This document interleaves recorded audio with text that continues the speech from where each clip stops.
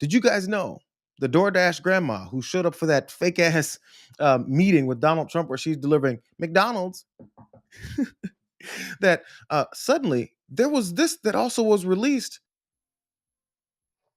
I take pride in the work I do. The tips are part of that.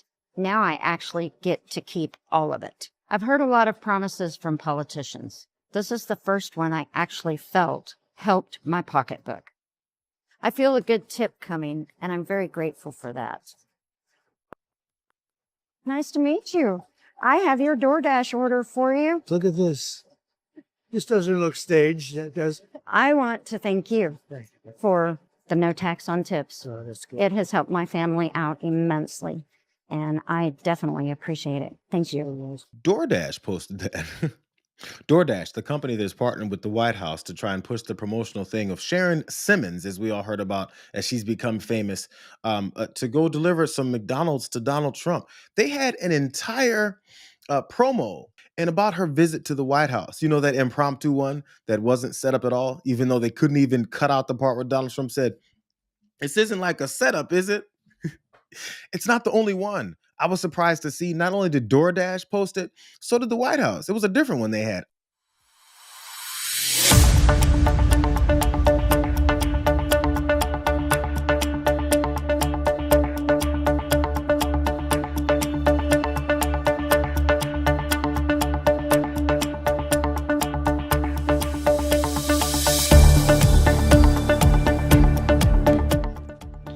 Nice to see you. Nice to meet you. I have your DoorDash order for you, Mr. President. Oh, that's very nice. Look at this.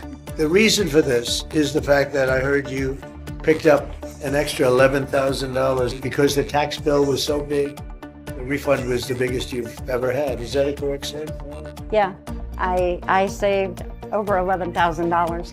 It's really, you know, we call it the great big beautiful bill. We should call it the great big beautiful tax cut bill because it's tremendous amounts of money. And are the White House good tippers? Do you know?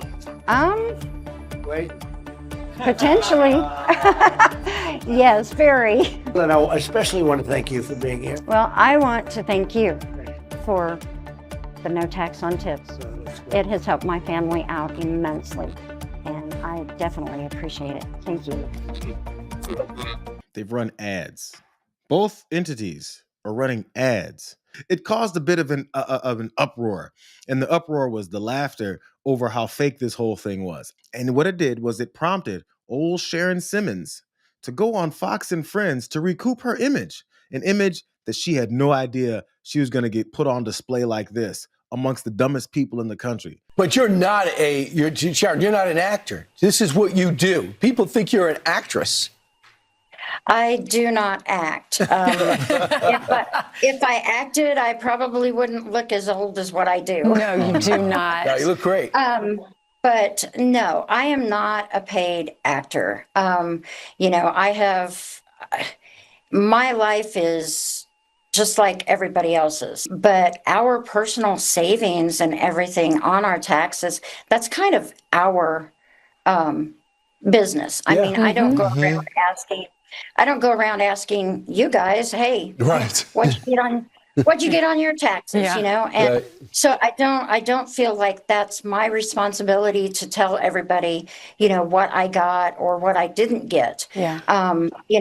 When I say that, you know, the $11,000, that is the amount of tips that I make. And so that's just Got it. And Sharon, because of Donald Trump, you get to keep all of that $11,000. You get to spend that to help your husband get better who has cancer, or you get to use that for your 10 grandchildren, or however you want. And it's nobody's business. And don't feel bad, because there's some haters out there that will always hate anybody who is standing next to the president. But we signed up for it, and you didn't. So you know that's the hard part. So don't worry about the haters. You're a lovely Christian woman. Don't worry about the haters, Sharon.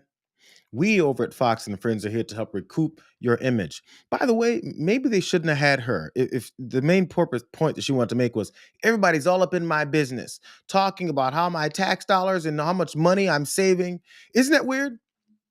I feel like there was this woman who looks just like Sharon Simmons, who was the first one to start talking about her money that she's saving in taxes on the tax on tips thing because of Donald Trump's great big beautiful bill. It's weird that once you start talking about the money that you saved on your taxes, and then everyone else starts talking about the money that you said you saved on taxes, it's nobody's business anymore. Maybe you should have shut the fuck up in the first place, and no one will be talking to you about the money that you saved on taxes. Isn't it weird? Why do people keep becoming victims after they promoted themselves to be in the spotlight?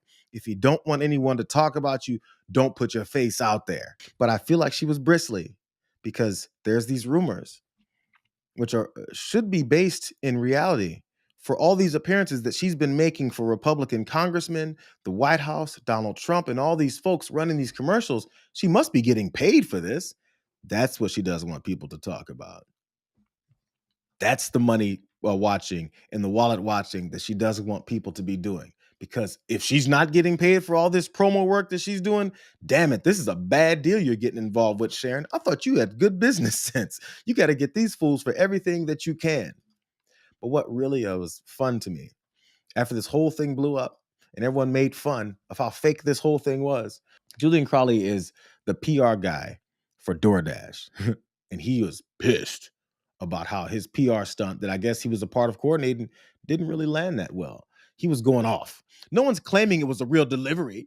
It was clearly and obviously a planned event to mark a new policy starting. To claim Sharon is a prop, plant, or an actor is totally wrong and off base. She's a dasher, and she participated to support the policy that benefits her. And he followed up. Of course, we would speak to Sharon about what to expect before she appeared before the media and with the president. But Sharon spoke for herself and in support of no tax on tips.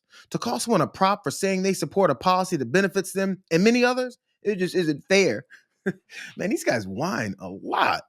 It's not fair that you guys talked about her. It's not fair that you guys bring up the fact that maybe she got paid for this whole thing. Calm down, bro. And now that it's been pretty obvious that no one's buying that you guys tried to pass this off, he was responding to folks and he's like, of course not. We were setting this whole thing up in the first place. That's why we acted like it wasn't a setup. He had more to say. He was responding to someone else who was calling his ass out. He says, what are you talking about? She's an everyday American. She lived in Nevada, told lawmakers there was no tax on tips would help, moved to Arkansas, then came to DC to do this special delivery to mark no tax on tips happening. You need to touch grass. I feel like whenever someone gets this defensive and bristly and starts running and barking back at everyone, it's probably one of those things where you end up not looking all that good. So this random guy named Jason over on Twitter challenged him as well. And this was the last back and forth that Julian Crowley had that I think he was maybe typing a little too fast to think about what it is that he just admitted. He said Sharon has been advocating for the bipartisan no tax on tips policy since last year. Today, she got to celebrate a huge win by making a special delivery to the Oval Office. I think it goes without saying that took some level of planning. So in Julian Crowley's attempt to make sure that he's not embarrassed by the fact they tried to pass this off as real when it was obviously not real, he said, of course it wasn't real. We were just having a PR stunt. Damn it, random Jason said, so yes, to this being a planted PR story coordinated with the White House, where it wasn't mentioned that she is in some way being compensated to play, quote, random DoorDasher, make an impromptu delivery, and then agree to interviews. You see that this doesn't help, right? I feel like Julian Crowley probably jumped off of Twitter for the rest of the day after he accidentally admitted, yeah, everything you guys are saying is what we did. And of course we did. It's pathetic.